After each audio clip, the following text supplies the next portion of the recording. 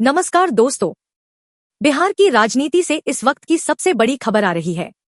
नीतीश कुमार के बेटे निशांत कुमार ने औपचारिक रूप से राजनीति में कदम रख दिया, लेकिन इस एंट्री के साथ ही एक बड़ा विवाद खड़ा हो गया है। विवाद किसी सियासी बयान को लेकर नहीं, बल्कि निशांत कुमार के उस हलफनामे एफिडेविट को लेकर है जो उन्होंने चुनाव आयोग को सौंपा है।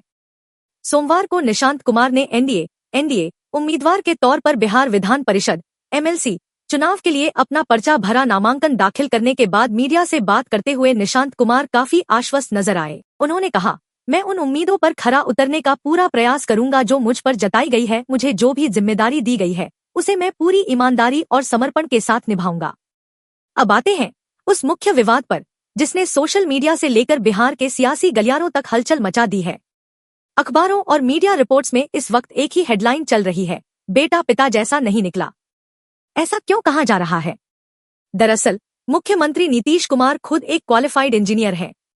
उन्होंने साल 1972 में बिहार कॉलेज ऑफ इंजीनियरिंग, जो अब निट पटना के नाम से जाना जाता है, से इलेक्ट्रिकल इंजीनियरिंग में बकायदा अपनी डिग्री पूरी की थी। लेकिन जब उनके बेटे निशांत कुमार का हल्फनामा सामने आया तो पता चला कि निशांत ने इंजीनियरिंग की पढ़ाई तो शुरू की, लेकिन उसे कभी पूरा नहीं कर पाए।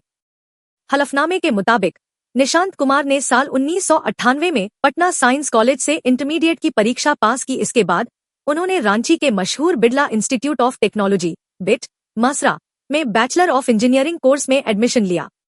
लेकिन निशांत ने इस 8 सेमेस्टर के कोर्स में से केवल 5 सेमेस्टर ही पूरे किए और साल 2001 में बिना डिग्री लिए ही अपनी पढ़ाई बीच में छोड़ दी। यानी तकनीकी रूप से उनके पास इंजीनियरिंग की ग्रेजुएशन डिग्री नहीं है।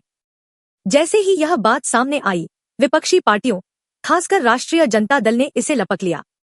आरजेडी ने निशांत कुमार की इंजीनियर वाली छवि और उनकी शैक्षणिक योग्यता पर सवाल उठाने शुरू कर दिए हैं। विपक्ष का कहना है कि जो जनता के बीच खुद को पढ़ा लिखा और इंजीनियर बताते रहे, उनकी हकीकत हलफनामे ने खोल दी है। लेकिन इस विवाद के पीछे एक और बड़ी कानूनी और संवैधानिक वजह भी है। दरअसल कुछ समय पहले जब नीतीश कुमार ने राज्य की राजनीति से थोड़ा अलग होकर राज्यसभा जाने का फैसला किया था, तब मई के महीने में निशांत को सम्राट चौधरी के मंत्रालय में स्वास्थ्य मंत्री की जिम्मेदारी सौंपी गई थी। भारत के संविधान के अनुच्छेद 164(4) के तहत अगर कोई व्यक्ति बिना विधानसभा या विधान परिषद का सदस्य बने मंत्री बनता है तो उसे 6 महीने के भीतर किसी भी सदन का सदस्य बनना अनिवार्य होता है। यही कारण है कि निशांत कुमार के लिए यह एमएलसी चुनाव जीतना और सदन का हिस्सा बनना बेहद जरूरी हो गया है, ताकि वह मंत्री पद पर बने रह सके। दोस्तों, राजनीति में योग्यता और डिग्री को लेकर बहस हमेशा से होती रही है।